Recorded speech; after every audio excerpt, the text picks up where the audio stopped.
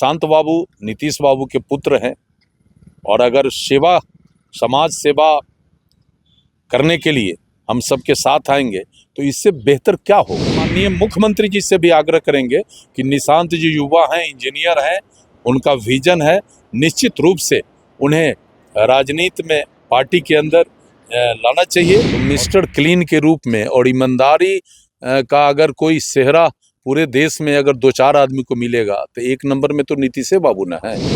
अपना संपत्ति बढ़ाए हैं तो वो तो कोर्ट कचहरी दौड़िए रहे हैं और जनता की अदालत में भी उनके बारे में सब लोग जानिए रहे हैं। जेडीयू विधायक इंजीनियर अजीत कुमार हमारे साथ बातचीत करने के लिए हैं। नीतीश कुमार के बेटे निशांत को लेकर चर्चा है कि खरमास बात हो, राजनीति में एंट्री लेंगे। कल वो अपने गांव गए थे, वहां पर उन्होंने गरीबों के बीच में कंबल भी वितरण किया है। लॉन्च कर रहे हैं क्या आप लोग? देखिए, निशांत जी अगर बिहार के राजनीति में आते हैं तो हम लोगों के लिए बड़ा ही प्रसन्नता का विषय होगा, क्योंकि बाबू नीतीश कुमार का संपूर्ण जीवन सामाजिक संसदीय क्षेत्र में एक इतिहास के रूप में आज बन गया है। और निशांत बाबू नीतीश बाबू के पुत्र हैं और अगर समाज सेवा करने के लिए हम सबके साथ आएंगे तो इससे बेहतर क्या होगा। ये बहुत ही बेहतर है और हम लोग तो इंतजार कर रहे हैं कि कब हम लोगों को यह शुभ सूचना हम लोगों को मिले। जेडीयू के कार्यकर्ता चाहते हैं कि अब निशांत के जरूर निश्चित रूप से निशांत जी को आना चाहिए और मैं एक जेडीयू का समान कार्यकर्ता होने के नाते मैं माननीय मुख्यमंत्री जी से भी आग्रह करेंगे कि निशांत जी युवा हैं, इंजीनियर हैं, उनका विजन है, निश्चित रूप से उन्हें राजनीति में पार्टी के अंदर लाना चाहिए और ताकि हम सब उनके नेतृत्व में एक बेहतर बिहार बनाने का जो सपना है उसको हम लोग पूरा कर सकें। नए साल में नीतीश कुमार सहित तमाम मंत्री अपने संपत्ति के ब्यौरा दिए हैं। 20 वर्षों मुख्यमंत्री रहने के बाद भी नीतीश कुमार का संपत्ति नहीं बढ़ा और नेता प्रतिपक्ष का संपत्ति उनसे ज़्यादा है। तो ये तो पब्लिक डोमेन में सारी बातें आ गई।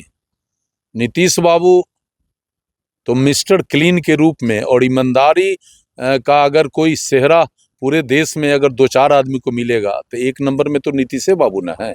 और बाकी जो लोग अपना संपत्ति बढ़ाए हैं तो वो तो कोर्ट कचहरी दौड़िए रहे हैं और जनता की अदालत में भी उनके बारे में सब लोग जानिए रहे हैं।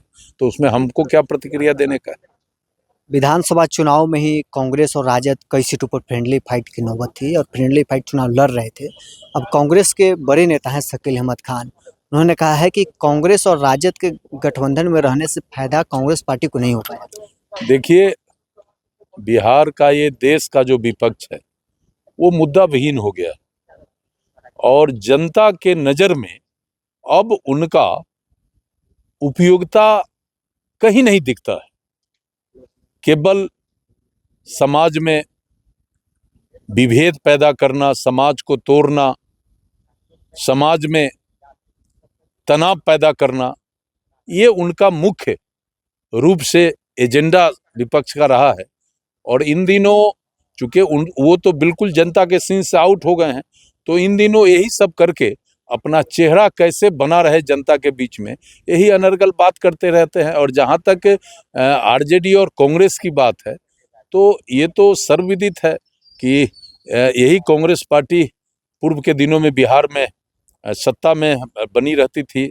इनके सैकड़ों के तादाद में विधायक एमपी जीतते थे, लेकिन आज इनका ये हस्र हो गया कि जनता पूरी तरह से इनको रिजेक्ट कर दिया है और ये पिछलग्गू पार्टी के रूप में अब पूरे देश में जाने जा रहे हैं।